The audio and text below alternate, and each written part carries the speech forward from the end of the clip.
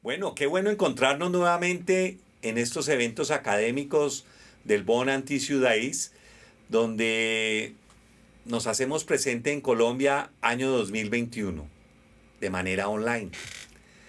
Recuerdo nuestro anterior evento en el año 2017, donde tuvimos la fortuna de tener al doctor Giovanni Zucchelli. Fue un gran evento, así como lo va a ser este. Vamos a tener 4 jueves donde nos vamos a encontrar con un grupo de conferencistas muy reconocidos a nivel nacional e internacional que nos van a permitir crecer y nos van a dar una nueva visión de la parte clínica y del manejo de los tejidos. Quiero agradecerle a Microvision y quiero agradecerle a Botish por la oportunidad que nos dan para poder encontrarnos en este gran evento académico. Hoy estoy acompañado de la doctora Laura, quien nos hará la posibilidad de darnos a conocer todos nuestros conferencistas de este mes. Muchas gracias, Laura. Hola Juan, gracias por acompañarnos y gracias a todos por acompañarnos y haberse inscrito a este maravilloso Bon Anti-Judaïs en su versión online. Todos los jueves de junio los invitamos a que no se pierdan ninguna de nuestras conferencias que van a estar espectaculares y de un alto nivel académico. Empezaremos con la doctora Nerea Sánchez de España, el doctor Ricardo Kern de Brasil y el doctor Pablo Urrutia de Chile. El jueves 10 nos acompañará el doctor Andrés Eslava de Colombia. El jueves 17 no se pueden perder a José Manuel Abarca desde Chile. Y para el cierre, el jueves 24 tendremos al doctor Antonio Liñares de España y al doctor Sergio Can de Brasil con la doctora María Marta Fernández de Argentina. Les damos la bienvenida a todos, que lo disfruten, van a ser unas grandes conferencias. Al final de cada charla pueden ir poniendo sus preguntas para podérselas hacer a los speakers. Esperamos responderlas todas y esperamos que lo disfruten.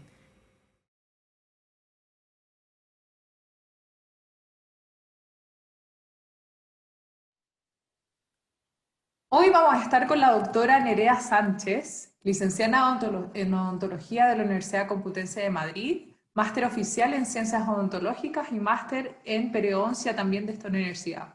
Además, hoy en día se encuentra siendo profesora y además es parte del grupo de investigación de ingeniería tisular, periodoncia e implantes de este mismo máster. Hola Nerea, ¿cómo estás? Hola María, hola Colombia, muchísimas gracias a todos. Es un placer estar con ustedes en el día de hoy, compartir estas jornadas del Bon Anti-Judaïs Colombia 2021. Desgraciadamente no nos podemos ver en persona. Sé que la situación en Colombia pues, está siendo algo complicada y además no está ayudada por la pandemia. Esperemos que dentro de muy poquito tiempo nos podamos ver en persona. Además, yo tengo muchísimas ganas de conocer su país. Y hoy el tema que vamos a tratar, como decía María, es de matrices xenogénicas en regeneración periodontal y ósea y su aplicación en terapia celular, que es una de las líneas de investigación que estamos llevando a cabo en nuestro grupo de investigación ET, de etiología y terapéutica de las enfermedades periodontales. Voy a compartir pantalla cuando dejen de compartir la presentación. Muy bien, y por supuesto, agradecer a Botis la amable invitación para participar en este simposio, es todo un placer. Y como hemos comentado, este es el tema de nuestra presentación. Vamos a hablar de un tema que a mí me encanta y en el que he estado trabajando a lo largo de mi vida docente y académica en la Universidad Complutense de Madrid. Nerea, un segundo, perdóname interrumpirte antes de que ¿Sí? comencemos, simplemente decirle a todos los espectadores que pueden dejar sus preguntas en nuestra chat y nosotras se las vamos a hacer al final a la doctora Nerea Sánchez. Ahora sí, no te interrumpo. Muchas gracias, María. Como comentaba, vamos a hablar de un tema que a mí me gusta y que ha sido el foco de mi tesis doctoral, que ha sido terapia celular en regeneración periodontal y en regeneración ósea.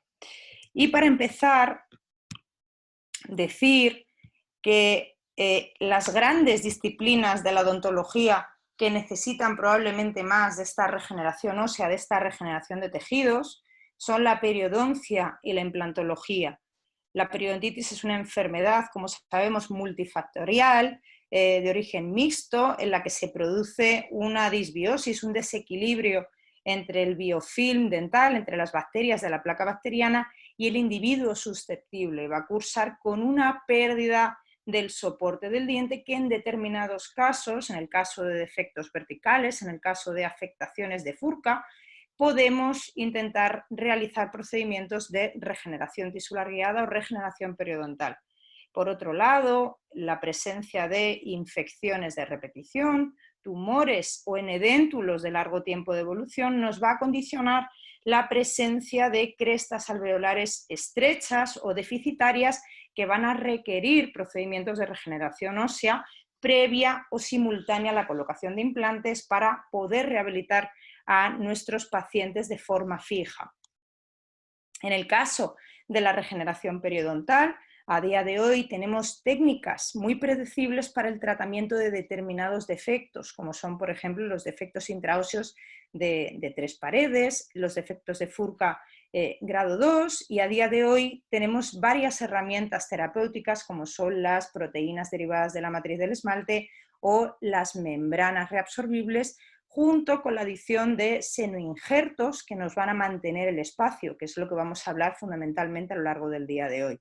También tenemos otras circunstancias en las que estos defectos óseos previos a la colocación de implantes necesitan ser regenerados, o muchas veces sí que tenemos el suficiente volumen óseo para colocar nuestros implantes, pero necesitamos rodear estas fijaciones 360 grados de hueso, de senoinjerto, y fijarlos con una membrana para favorecer su mantenimiento y la estabilidad de nuestros implantes a largo plazo. Y he aquí el papel fundamental de las matrices senogénicas. Nos van a ayudar a conseguir el mantenimiento del espacio y la estabilización del coágulo para que la cicatrización y el proceso de regeneración ósea, regeneración periodontal, llegue a buen término.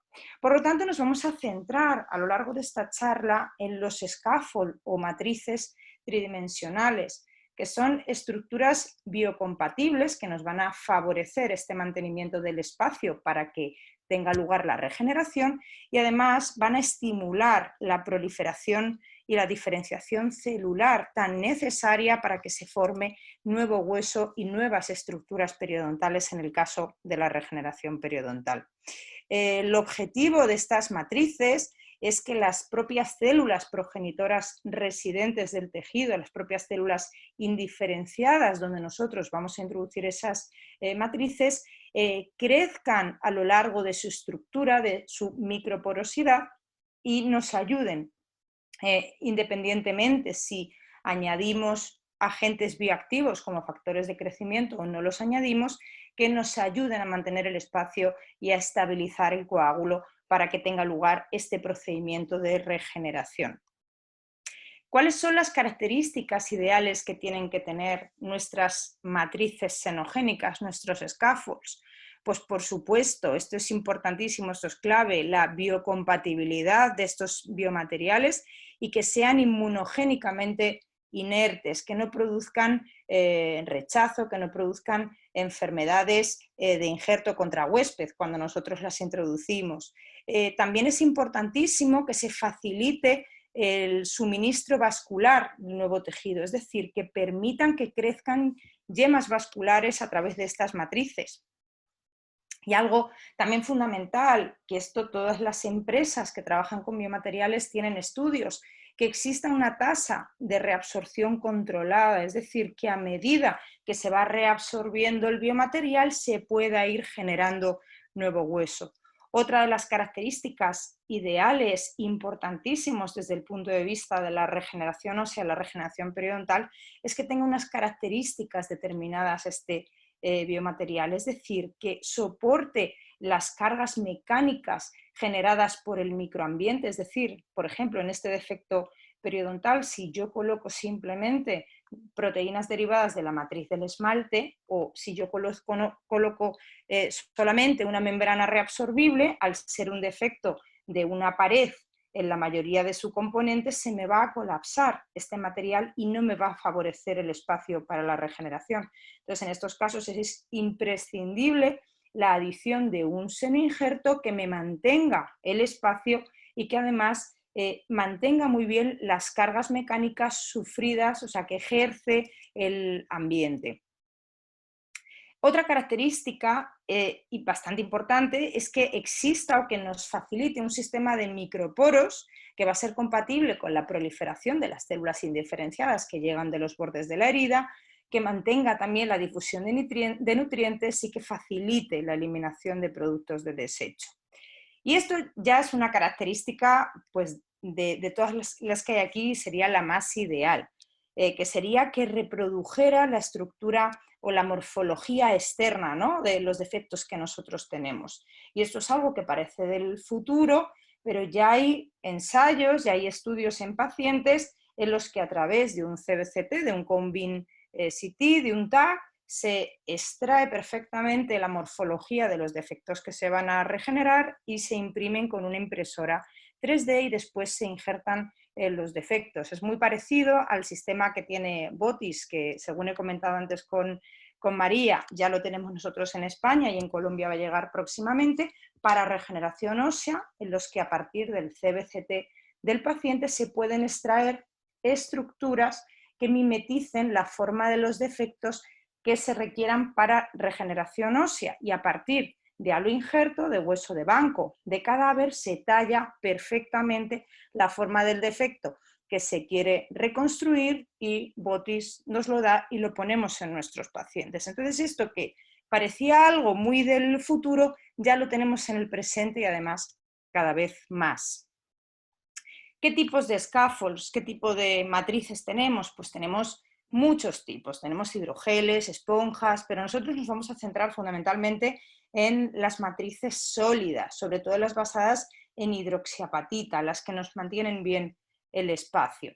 Y ya como hemos mencionado anteriormente, en regeneración periodontal, el gold estándar de tratamiento a día de hoy son bien, ya hablando de los defectos poco contentivos, de los defectos, por ejemplo, de una y dos paredes, son bien las proteínas derivadas de la matriz del esmalte o bien las membranas reabsorbibles, pero para conseguir el mantenimiento del espacio, que el defecto no se colapse y conseguir esa estabilización del coágulo, es muy importante la adición de estos senoinjertos, de estas matrices senogénicas, estas matrices sólidas que nos van a mantener el espacio.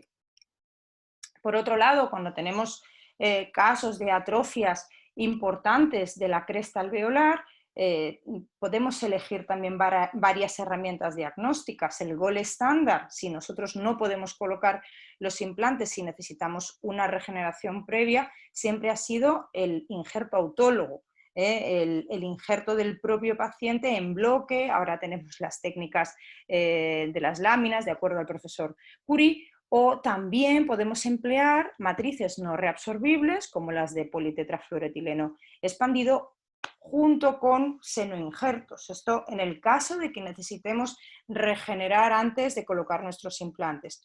Y ahora mismo, de acuerdo a la literatura, cuando sí que podemos colocar los implantes y lo único que necesitamos es realizar una regeneración horizontal para completar la cantidad, el volumen óseo vestibular, lo más utilizado, lo más empleado actualmente sigue siendo la matriz reabsorbible o la matriz de colágeno. Hay varios tipos de colágeno, de más lenta reabsorción y más rápida reabsorción, unido a estas matrices xenogénicas. Nosotros lo que nos vamos a centrar ahora es en estos dos grupos, tanto para regeneración periodontal como para regeneración ósea, es decir, en el uso de una matriz reabsorbible junto con un seno injerto, fundamentalmente a base de hidroxiapatita. Y para ello vamos a empezar con un caso de regeneración periodontal tratado con esta estrategia. Y para ello os presento a Puri.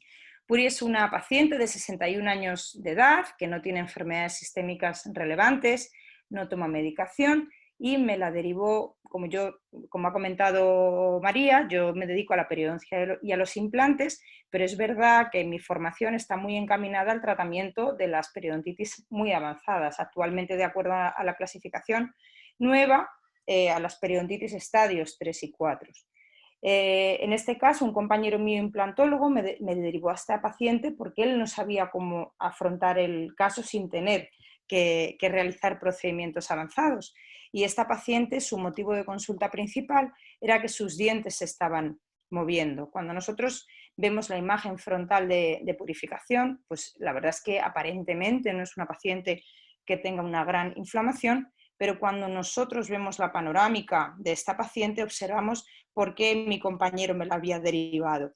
Él había intentado planificar un tratamiento sobre implantes extrayendo 37 y 47 y se daba cuenta que iba a necesitar hacer un tratamiento de regeneración vertical para poder colocar implantes. Por lo tanto, me lo derivó diciéndome que el caso a él le parecía muy complejo y que yo intentara hacer algún procedimiento para no tener que quitar esos 7, lo cual a mí me encantó porque mi trabajo es salvar dientes.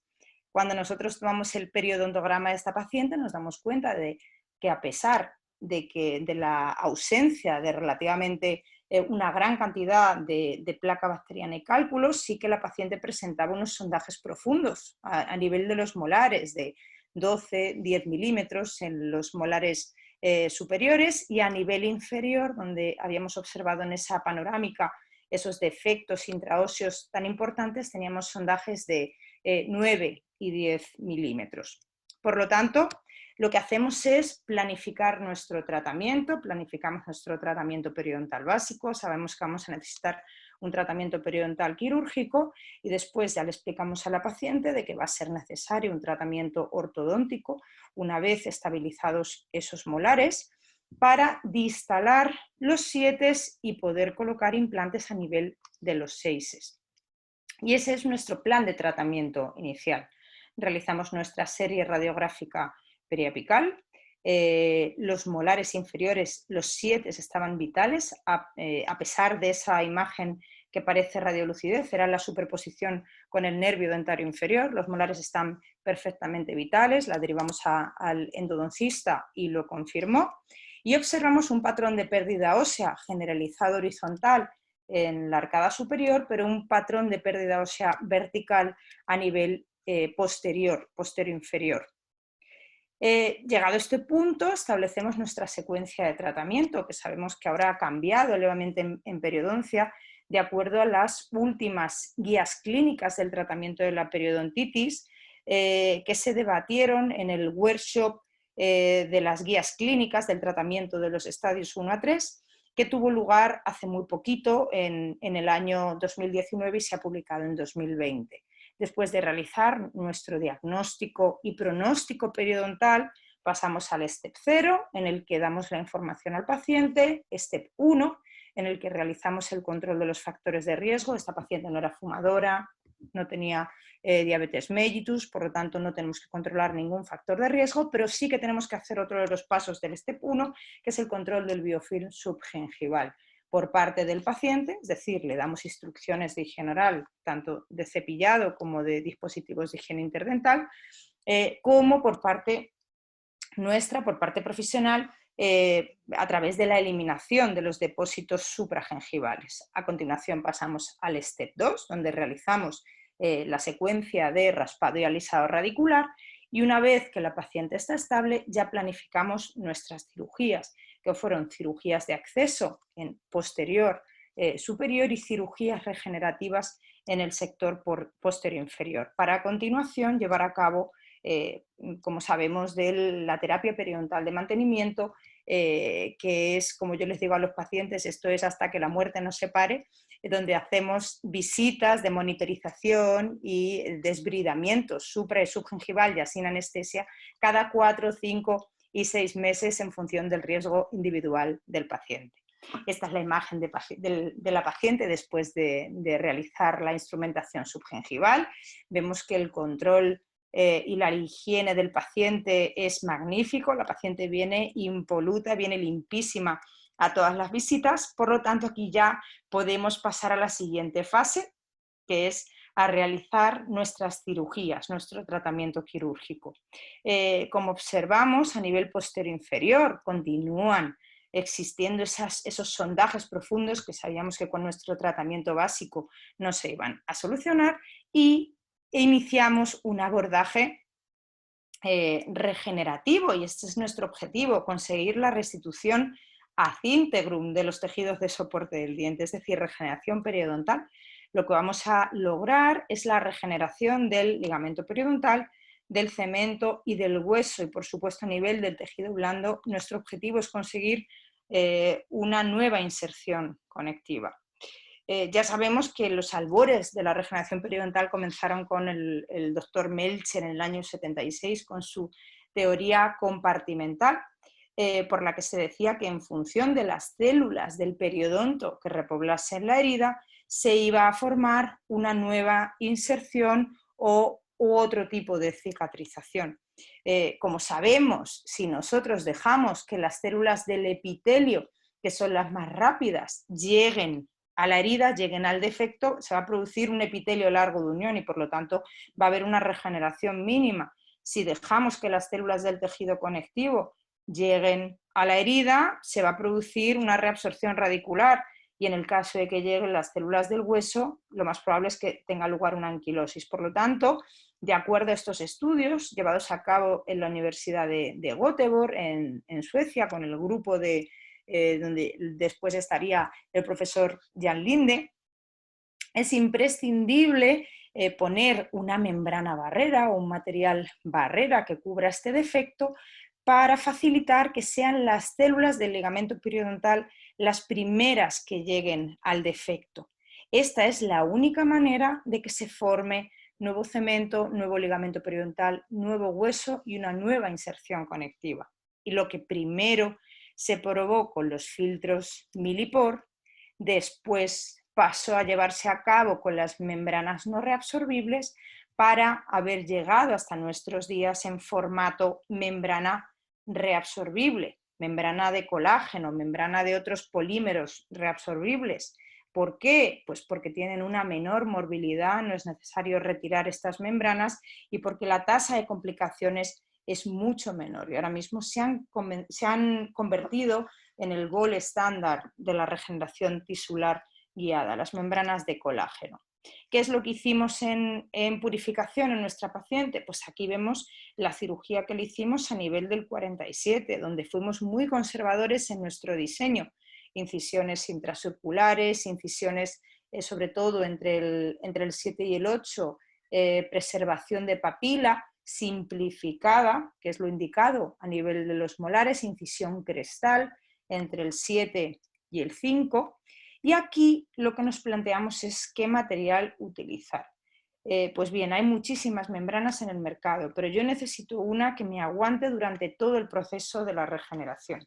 Antes hablábamos que una de las características ideales, fundamentales, es que la tasa de reabsorción del biomaterial sea equilibrada, no vaya al mismo tiempo que la tasa de crecimiento de tejido. Por lo tanto, yo en estos casos prefiero utilizar una membrana de pericardio.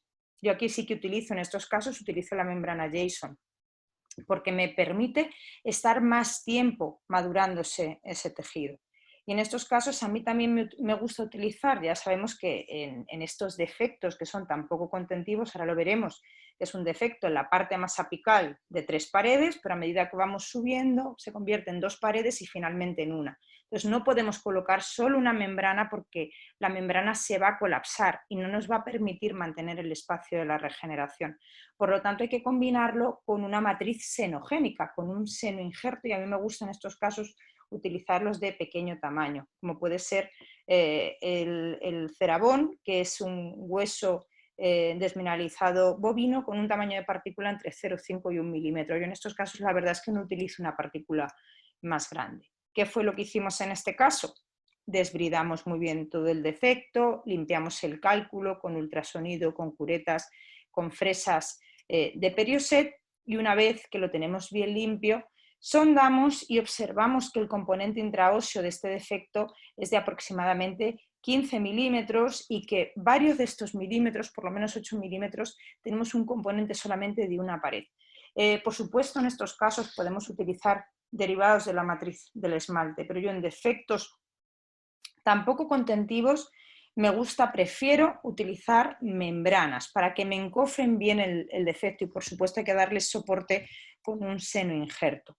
Esa es la membrana recién probada. Lo que yo suelo hacer es mido con la sonda periodontal el espacio interdental que suelo dejar justo para el espacio interdental donde voy a realizar la regeneración, y ese es el espacio que dejo desde un extremo de la membrana a donde realizo el contorno del diente. Y luego, claro, para realizar el contorno del diente es necesario medir esa dimensión vestíbulo-lingual del molar.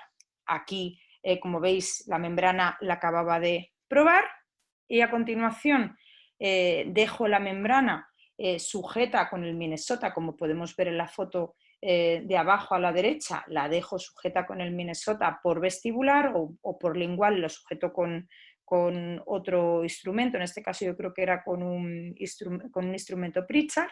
Relleno muy bien todo con el seno injerto, con la hidroxiapatita bovina, y por último lo cubrimos y hacemos que se cubra todo el defecto para que se produzca la regeneración tisular guiada, como su nombre indica.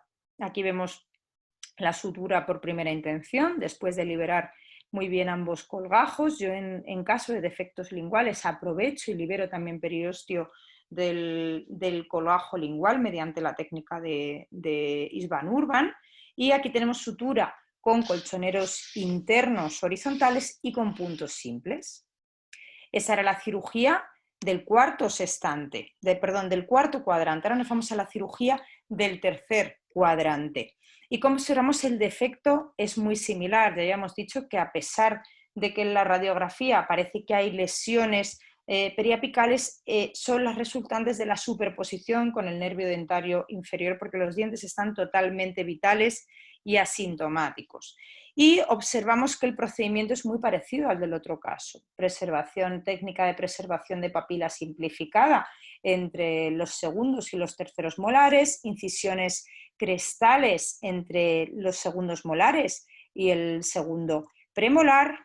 Desbridamos muy bien nuestro defecto, sondamos, observamos que tenemos un componente intraóseo también de unos 15 milímetros y que mayoritariamente la parte coronal de nuestro defecto es de una pared. Por lo tanto, en estos casos yo utilizo membranas de colágeno, no derivados de la matriz del esmalte, aunque se podría, pero probablemente la magnitud de la regeneración desde mi punto de vista sería menor.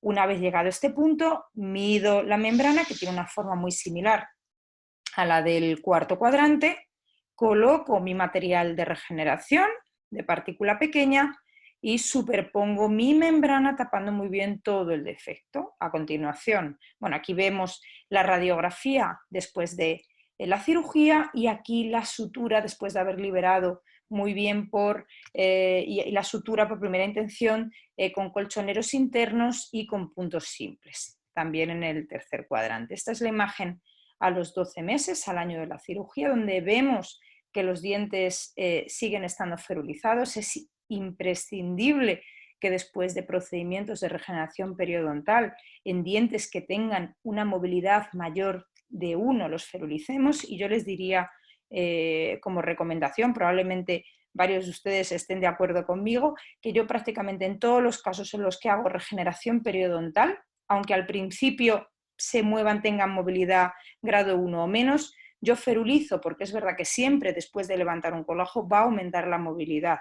Y la inmovilización es una característica imprescindible para que tenga lugar la regeneración periodontal y tenga lugar esa formación de nuevo hueso, nuevo cemento y nuevo ligamento periodontal. Por lo tanto, yo ferulizo casi en todas mis regeneraciones periodontales y dejo prácticamente hasta el año. Al año ya lo quito.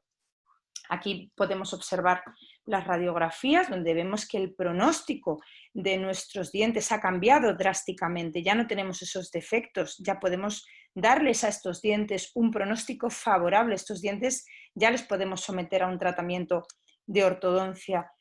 Fíjense que tenemos estabilidad de los tejidos. Ya el arcado inferior, donde vemos el periodontograma, ya no tenemos sondajes mayores de 4 milímetros. Y a día de hoy la paciente acude a sus mantenimientos periódicos y va a iniciar el tratamiento de ortodoncia para distalar los sietes. Por lo tanto, la regeneración periodontal, si la realizamos con los materiales adecuados, en los casos de defectos poco contentivos que necesitan un soporte con el uso de senoinjertos, son un tratamiento muy predecible y que nos ayudan a mejorar la estabilidad de nuestros dientes a largo plazo y a tener a nuestros pacientes contentos.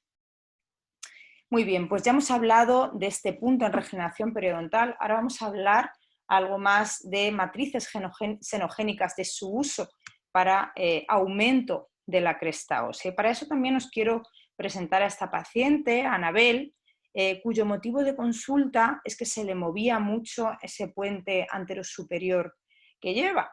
¿Y por qué? Pues porque estaba completamente decapitado, los dientes tenían, a nivel del 22 teníamos una lesión endoperiodontal, todos los dientes estaban necróticos.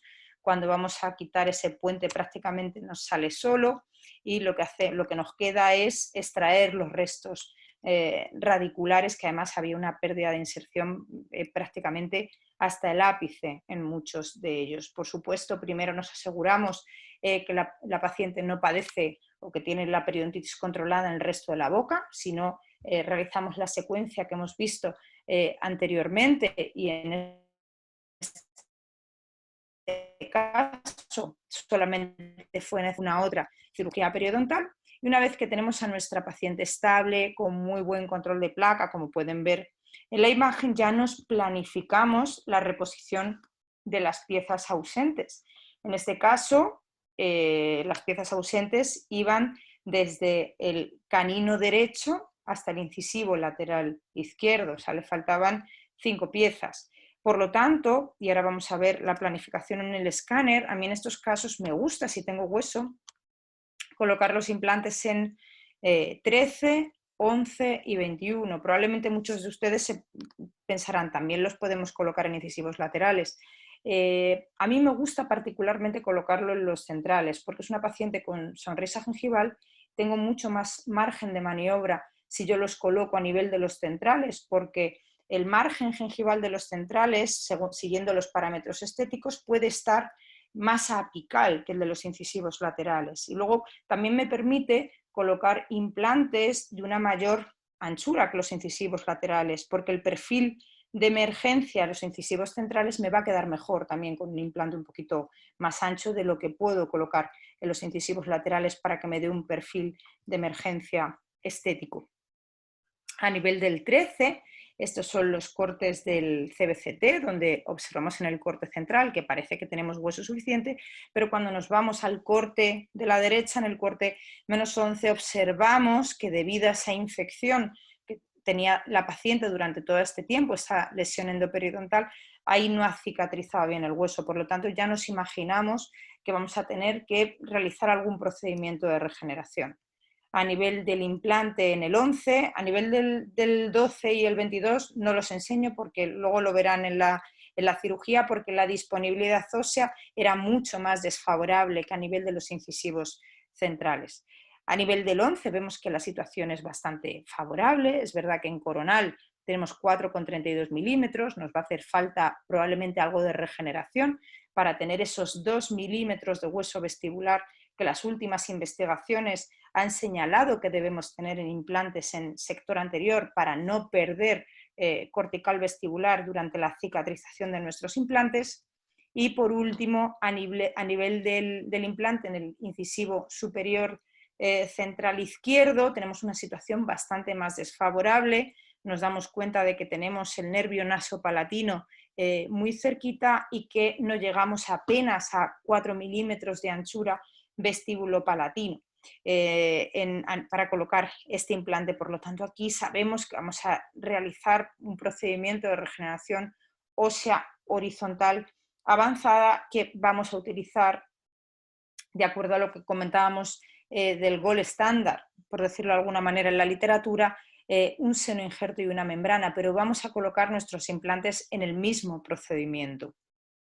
Esta foto la pongo simplemente para ilustrar que a mí en estos casos me gusta poner provisionales que lleven o bien el paladar completo o bien esqueléticos completos, prótesis removible completa con topes oclusales. No me gusta nada poner la típica prótesis sectorial removible, porque si yo necesito hacer una regeneración en vestibular, si se me apoya el faldón de la prótesis o la resina a nivel de donde yo tengo mi herida, mi regeneración va a fracasar. Por lo tanto, yo soy bastante amiga de estas prótesis que llevan paladar o incluso de prótesis esqueléticas que llevan todo el paladar metálico con topes oclusales a nivel de premolares y molares para que los dientes no se me intruyan. Y justo después de la cirugía incluso recorto más el talón de los dientes para que no me roce nada con la sutura ni con la herida y no se me abra, ni me toque y me movilice el biomaterial que yo voy a colocar. Este es el día de la cirugía de Anabel, en la que hacemos una incisión crestal, hacemos las descargas después más allá de los premolares y observamos que una vez que colocamos los implantes, la situación a nivel del 13, del canino y del incisivo superior central derecho es bastante más favorable que a nivel del implante en 21, del incisivo central superior izquierdo, donde tenemos una dehiscencia de prácticamente, como ya habíamos visto en el CBCT, en el escáner, de toda la cortical vestibular. En este caso, ¿qué hacemos? Bueno, pues tenemos una buena colocación de nuestros implantes, los hemos colocado de acuerdo a una férula quirúrgica, que las fotos la verdad es que no las he puesto, habría sido buena idea, pero no me acordé. Y ahora yo lo que opto también es por una membrana de lenta reabsorción que dure entre 8 y 12 semanas, utilizo una membrana de pericardio y al igual a mí me gusta utilizar un seno injerto bovino de partícula pequeña en estos casos. ¿Qué hacemos lo primero? Yo la verdad es que lo primero que hago es liberar periostio. No me gusta liberarlo al final porque se me mueve más mi membrana. Entonces lo que hago es primero liberar el colágeno vestibular de manera que caiga pasivamente por encima del borde del nivel palatino y que tape los límites amelocementarios de los dientes adyacentes y a continuación coloco mis membranas. En este caso vamos a utilizar varias membranas de pericardio porcino. Una vez que he colocado la membrana, la sujeto con el separador Minnesota, la apoyo en el Minnesota, relleno con todo el material de regeneración, con el seno injerto bovino, en estos casos en los que tenemos tanto implantes puestos, sigue con un rascador de hueso cojo, hueso autógeno de otra zona del paciente y lo mezclo con el seno injerto y a continuación lo fijamos muy bien con chinchetas, con pins, tanto en vestibular como en las zonas palatinas en las que me lo permitan. Aquí observamos que tenemos una buena liberación de los tejidos blandos, realizamos una sutura a base de colchoneros horizontales internos y de puntos simples. Y aquí observamos los implantes colocados a nivel de 13, 21 y 11 y la paciente con su rehabilitación. Y aquí en ambos casos hemos utilizado el mismo material, tanto en regeneración periodontal como en regeneración ósea. Importante la duración de reabsorción de las membranas, es algo fundamental. Y ahora ya hemos visto cuáles son los enfoques que utilizamos a día de hoy, pero ¿por qué no irnos un paso más? Hemos hablado de que tenemos tratamientos predecibles en regeneración periodontal para los defectos de 3 paredes, para las afectaciones de furca grado 2 mandibulares, pero también tenemos otro tipo de defectos en los que no tenemos tratamientos tan predecibles, como son los defectos intraóseos de una pared o las lesiones de furca grado 3. ¿Por qué estas no podemos regenerarlas si sabemos que es la mejor manera de ganar inserción? Y también tenemos otros casos en los que muchas veces no nos queda otra opción, como en este caso que tenemos de esta atrofia ósea tan severa en maxilar, que a mí en este caso no se me ocurre poner los implantes a la vez. Este es un caso en el que yo haría una regeneración ósea previa a la colocación de un implante. Pues bien, ¿y si echamos mano de la terapia celular? ¿Nos podría ayudar a mejorar estas situaciones? ¿Podría potenciar el efecto de nuestros materiales de regeneración que utilizamos actualmente? Y las nuevas estrategias en ingeniería de tejidos basados en el uso de células madre tienen estos 3 componentes fundamentales. Por supuesto, los scaffolds, las matrices tridimensionales de las que hablábamos anteriormente, pero en estas nuevas estrategias lo que se suelen injertar son células madre mesenquimales, que ahora veremos qué son. Y en muchas de estas estrategias también se puede unir el uso de agentes bioactivos como factor de crecimiento derivado de plaquetas, factor de crecimiento fibroblástico, en definitiva. Todos factores, incluyendo las células, que van a estimular estos procesos regenerativos. Pero me gustaría centrarme en el grupo de las células madre mesenquimales, que es con lo que yo llevo trabajando todos estos años. ¿Qué es una célula madre? Bien, pues las células madre son células con una capacidad muy grande de autorrenovación, con el potencial para proliferar extensamente y diferenciarse a muchos tipos celulares. No vamos a hablar de las células madre embrionarias, que son un tipo de célula madre que es verdad que es la que más potencial para regeneración tiene. No vamos a hablar de ello por el simple hecho de que tiene un montón de condicionantes éticos y legales, porque para utilizarlas hay que sacrificar un embrión.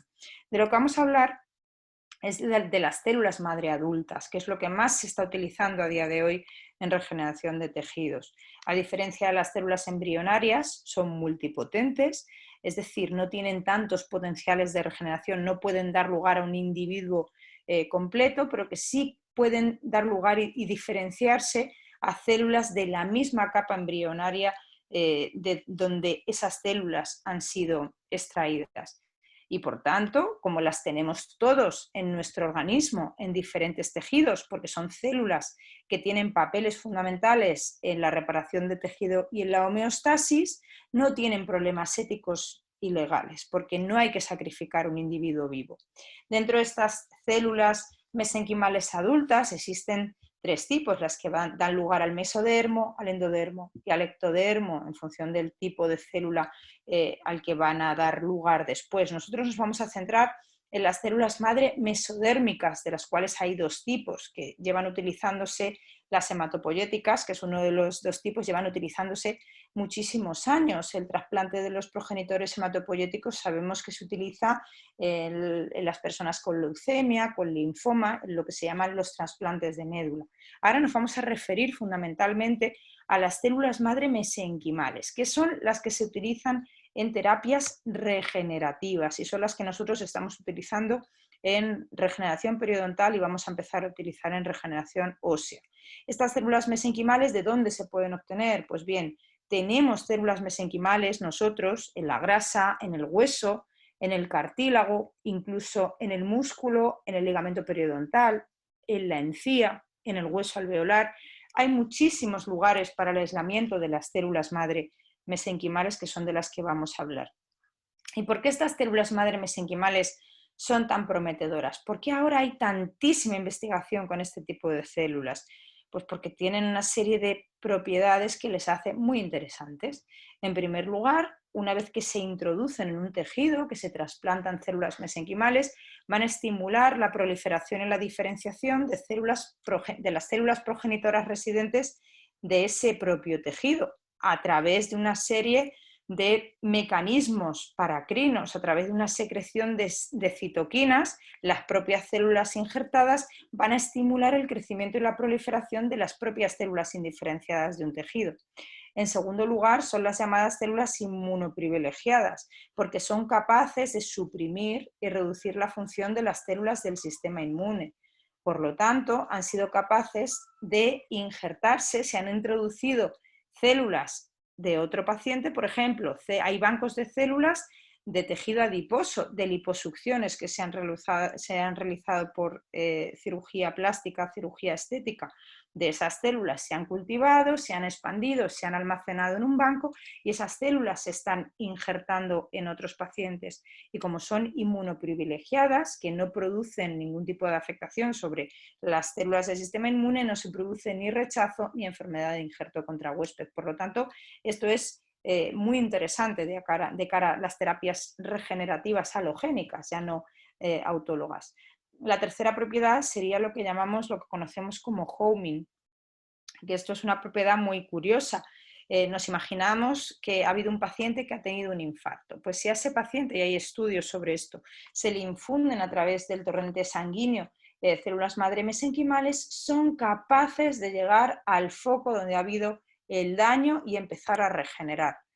Y por último, los efectos paracrinos, que es a lo que antes nos referíamos, las propias células madre mesenquimales injertadas van a actuar a través de esas citoquinas, esos mediadores, sobre las propias células del paciente en la zona donde se han metido y van a estimular su proliferación y su diferenciación. Por lo tanto, este es el quid de la cuestión, esto es la razón por la que tantísimos y tantísimos grupos de investigación están trabajando a día de hoy con las células madre mesenquimales. ¿De dónde se extraen? Pues como hablábamos antes, pues fíjense, del tejido adiposo, de liposucciones, ¿no? Pero también de la médula ósea, de la cresta ilíaca, del cordón umbilical y también de fuentes intraorales de nuestro territorio, tejido conectivo gengival, ligamento periodontal, pulpa dental, hueso alveolar, muchas localizaciones. Y esto fue lo que nosotros analizamos ya en el año 2016. Comparamos células mesenquimales de pacientes que teníamos nosotros en la clínica del máster de periodoncia de la Universidad Complutense y los aislamos del ligamento periodontal, de terceros molares incluidos, es decir, de dientes, la mayoría eran pacientes jóvenes con un periodonto intacto, también de pacientes con periodontitis, es decir, ligamento periodontal de dientes con un periodonto reducido, y las comparamos con células mesenquimales derivadas del tejido conectivo gengival, de remanentes de cirugía periodontal resectiva, es decir, si nosotros operábamos a un paciente y le hacíamos una cirugía de reposición apical donde hacíamos adelgazamiento del paladar o una cuña distal, desepitelizábamos el epitelio, la parte superficial, y el resto lo procesábamos. Vamos a ver cómo. Esto es un ejemplo que les quiero poner. Imagínense que nosotros hacemos un colgajo de reposición apical en un paciente que sigue teniendo bolsas residuales después de la terapia periodontal básica. A continuación, lo que hacemos es cogemos un fragmento de la cuña distal, quitamos el epitelio y nos quedamos con el conectivo. Y esto en una campana de flujo laminar en el laboratorio, lo que hacemos es lo fragmentamos. Aquí vemos la imagen y después lo vamos a digerir en una mezcla enzimática que rompe los enlaces y hace que el tejido esté mucho más disuelto y disgregado. Esto a nivel del tejido conectivo gengival. A nivel del ligamento periodontal, pues básicamente lo que hacemos es sumergir el diente en suero con antibióticos, lo transportamos al laboratorio también en condiciones de esterilidad, raspamos la superficie radicular con una cureta y ahora el procedimiento es común tanto a la encía como al ligamento periodontal. Lo digerimos en una mezcla de colagenasa dispasa, lo filtramos, centrifugamos el tejido y todo salvo el precipitado, es decir, toda la suspensión, lo incubamos en un medio de cultivo específico que llamamos, bueno, DIMEM F12, hay muchos tipos de medio, que lleva suero fetal bovino, que es el alimento para las células, y lleva también otra serie de sustancias, incluyendo antibiótico, para que no haya contaminación. Y estos frascos de cultivos celulares lo guardamos en incubadoras especiales que tienen una atmósfera de CO2, un 5% de CO2 a 37 grados centígrados y un 95% de humedad.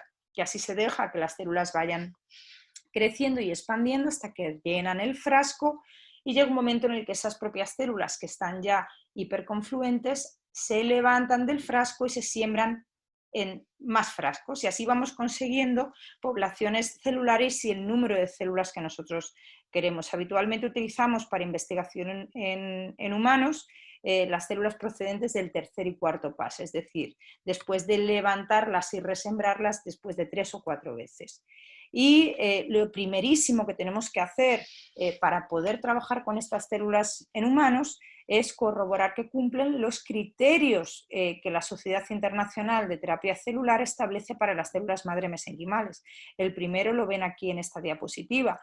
Para saber que las células son propiamente dichas células madre mesenquimales, es imprescindible que se adhieran al frasco de cultivo. Aquí es como si estuviéramos viendo el frasco de cultivo al laboratorio y muestren estas prolongaciones, esta especie de pseudópodos típico de fibroblastos, y vemos que los 3 tipos de célula aquí lo expresaron. También es muy importante que expresen marcadores específicos de célula mesenquimal, y en este caso los 3 tipos de células lo expresaban, eran positivas para el CD105, CD90 y CD73, que son marcadores específicos de célula mesenquimal, y eran negativos para toda la batería, el resto de anticuerpos, que son de células del sistema inmune y de células hematopoyéticas.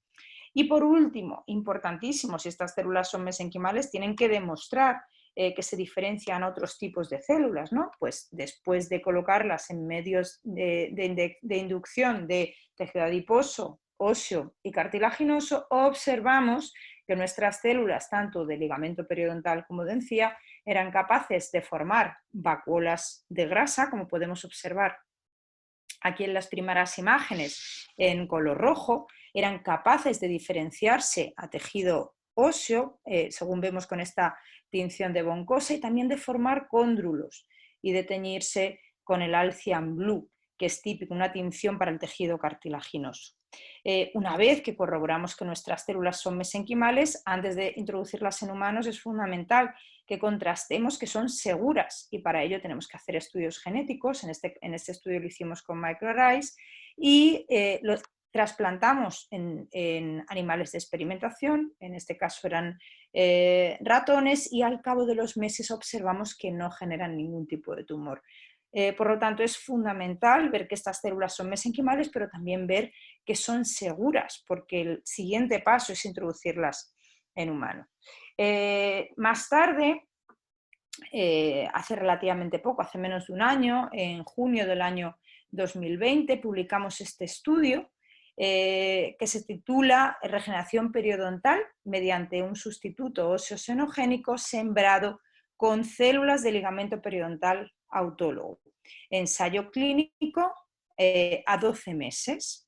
Y este es uno de los primeros estudios que hay en el mundo. Hay uno en India y hay otro en China, en las que se han introducido células madre mesenquimales para la regeneración de defectos intraóseos, y en este caso de 1 y 2 paredes, que son los defectos intraóseos más desfavorables. Sabemos que los más favorables son los de 3 paredes, porque son los más autocontentivos.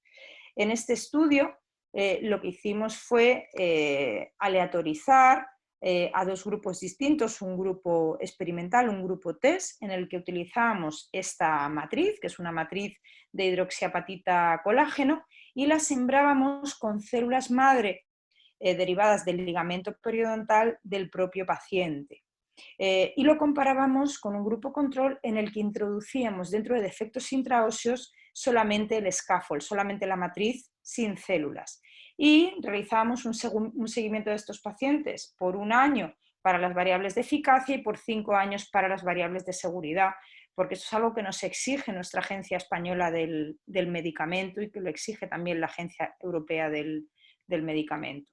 Ese es el esquema, el timeline que nosotros utilizamos. Primero reclutamos a los pacientes. Lo más importante era que tuvieran al menos un diente con una pérdida de inserción de 6 milímetros y un defecto intraóseo de 1 o 2 paredes con un componente intraóseo de 4 milímetros y, por supuesto, un diente para extraer, de donde nosotros obtendríamos, mediante el raspado de la superficie radicular, las células del ligamento periodontal.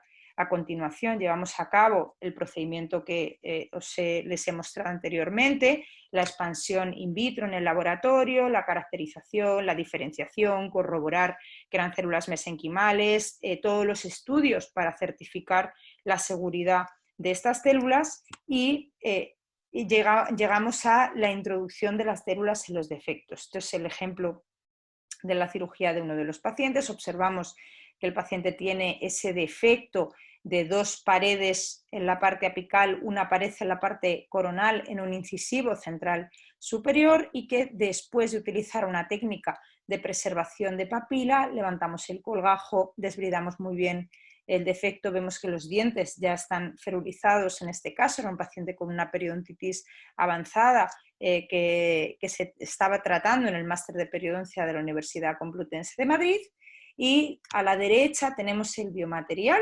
el material de terapia celular a base de la hidroxiapatita colágeno con las células del ligamento periodontal, y observamos cómo lo adaptamos y a continuación realizamos una sutura por primera intención con puntos simples y colchoneros horizontales. Y aquí observamos la situación en baseline, donde vemos ese defecto intraóseo con un componente de 4 milímetros, ese sondaje de 7 milímetros en mesial, mesiopalatino del 21, y a los 12 meses donde vemos que no queda defecto y que hemos tenido un buen resultado de la regeneración.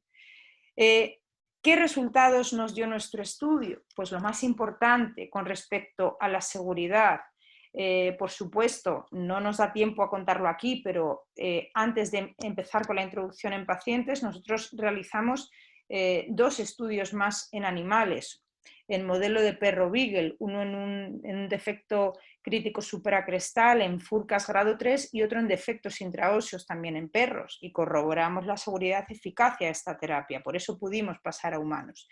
¿Qué ocurrió en humanos? Pues que observamos que esta terapia era segura, no había ningún evento adverso distinto de los eventos adversos comunes de la cirugía periodontal, los pacientes referían algo de dolor y algo de sensibilidad, y con respecto a la eficacia observamos que en la gráfica de la izquierda, que en el grupo TEST, que es la línea verde, obtuvimos una mayor ganancia en el nivel de inserción y además una mayor reducción de la profundidad de sondaje en el grupo en el que habíamos realizado el tratamiento con células madre mesenquimales. Sin embargo, probablemente porque teníamos un bajo tamaño muestral, teníamos poquitos pacientes, era un estudio piloto y las diferencias no fueron significativas, pero que sí que fue este estudio bastante relevante para sacar esta tendencia de que el grupo con mesenquimales en regeneración de defectos óseos de 1 y 2 paredes puede proveernos una mayor ganancia en el nivel de inserción clínica y una mayor reducción en la profundidad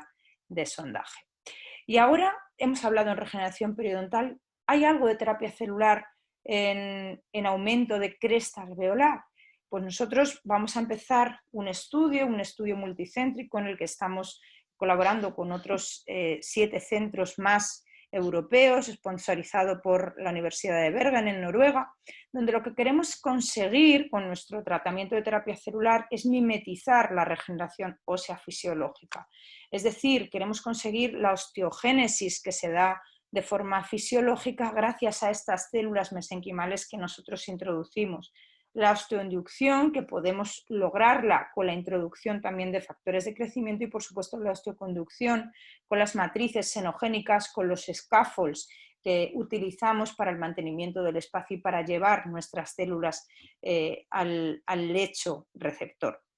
Este estudio, que es el estudio que llamamos comúnmente Maxibón, está financiado por un proyecto europeo H2020, lo estamos realizando, uno de los centros es la Universidad Complutense de Madrid, y en ella queremos comparar el gold estándar de tratamiento en regeneración ósea horizontal, que es el injerto en bloque autólogo, y lo queremos comparar con células madre mesenquimales autólogas, es decir, del propio paciente, derivadas de la médula ósea, obtenida de la cresta ilíaca, ahora vamos a ver en un breve vídeo cómo las obtenemos, sembradas en un fosfato cálcico bifásico, nuestro scaffold, nuestra matriz xenogénica, y cubierto con una membrana no reabsorbible. Como os comentaba, estos son los centros que estamos participando en este estudio multicéntrico con una duración de 21 meses. En España trabajamos la Universidad Internacional de Cataluña y la Universidad Complutense de Madrid, y el objetivo principal de este estudio es evaluar, lo primero, la seguridad de esta terapia y después la eficacia de este protocolo de terapia celular para regenerar este tipo de defectos como el que tenemos a la izquierda, defectos que no nos permiten colocar de manera adecuada implantes dentales y que necesitamos regenerar de manera previa a la colocación de los implantes.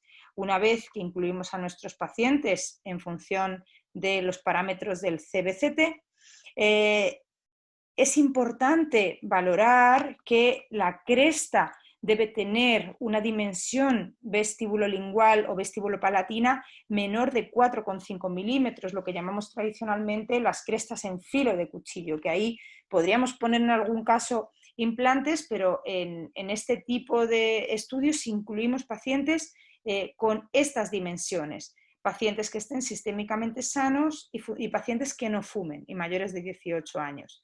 Después, lo que llevamos a cabo es el aspirado de la médula ósea 6 semanas antes de la cirugía de aumento de hueso en los pacientes asignados de manera aleatoria al grupo TEST. ¿Cómo realizamos esta aspiración? ¿Cómo conseguimos estas células madre mesenquimales derivadas de médula ósea? Pues de la cresta ilíaca. Y aquí os traigo un pequeño vídeo que vamos a ver de cómo nuestra hematóloga consigue sacar la médula ósea. Lo primero que hacemos es un procedimiento que nosotros realizamos con sedación, el paciente está prácticamente dormidito, se anestesia con anestesia local, se hace un pequeñito corte con el bisturí y se introduce un trocar que tiene que llegar hasta la medular de la cresta ilíaca.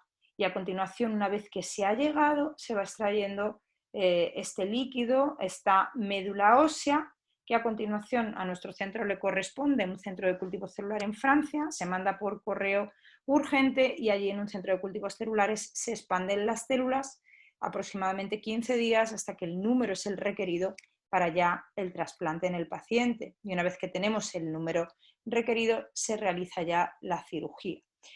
Ahora mismo estamos empezando, en un futuro esperamos dar resultados prometedores de esta terapia celular, y nuestras variables, como hemos comentado, son la seguridad, evaluar si esta terapia produce algún tipo de evento adverso a lo largo de todo su curso y después a lo largo de 21 meses posteriores, y valorar la eficacia, sobre todo en el CBCT, con respecto al aumento de volumen, es decir, ese aumento que tenemos al inicio de la cirugía con respecto al final. Y ya con esto terminamos, y aquí os expongo mis conclusiones, que serían que las matrices o scaffolds xenogénicos posibilitan el mantenimiento del espacio, el crecimiento celular en su microestructura y favorecen la estabilidad del coágulo en tratamientos de regeneración periodontal y ósea con membranas reabsorbibles.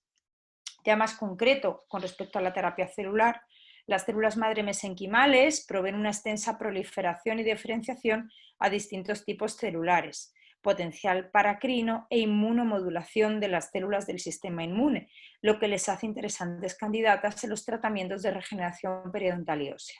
Y por último, que la investigación preclínica ex vivo e in vivo y la investigación clínica en pacientes avalan la seguridad de su uso, del uso de las células mesenquimales. A pesar de ello, no nos podemos olvidar de que aún nos encontramos en el ámbito de la investigación y aún en la clínica dental no lo podemos utilizar. Y con esto, dar las gracias una vez más a Botis, dar gracias a todos los asistentes por estar presentes en esta charla. Ha sido un placer Y por supuesto dar las gracias a mi grupo de investigación, el grupo de investigación ETEP, dirigido por los doctores Mariano Sanz y el doctor David Herrera, en el que tengo el gusto de participar e investigar. Y ahí les dejo mi mail, por si acaso, aunque ahora vamos a hacer una ronda de preguntas, por si acaso alguien está interesado en escribirme algún mail y pedirme más información o para cualquier duda. Muchas gracias. Voy a dejar de compartir pantalla. Nerea, muchísimas gracias. Ha sido una presentación fascinante. La verdad que sé que tienes muy poquito tiempo porque tenemos preguntas para hablar por lo menos un par de horas. Yo tengo una pregunta. En el estudio que estás haciendo recientemente, estás utilizando un fosfato de calcio. Y tú, en tu primer estudio utilizaste una matriz de seno-injerto. ¿Por qué este cambio? ¿Hay alguna hipótesis? No, nos basamos en que había un estudio previo de Maxibón antes de empezar con estos ensayos clínicos fase 2 que utilizan más pacientes, siempre se hacen estudios piloto.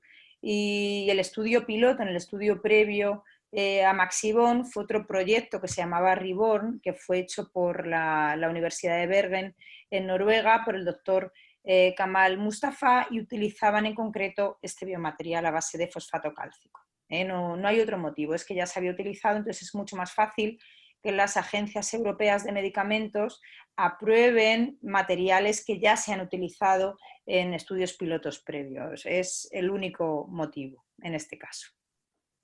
Perfecto. Arturo, me imagino que hay algunas preguntas de nuestro público. Exacto, sí, tengo una pregunta a lo mejor un poco más clínica. ¿Por qué es tan importante, refiriéndose con la membrana Jason, por qué es tan importante el tejido pericardio? ¿Y cuáles son las ventajas de este tejido?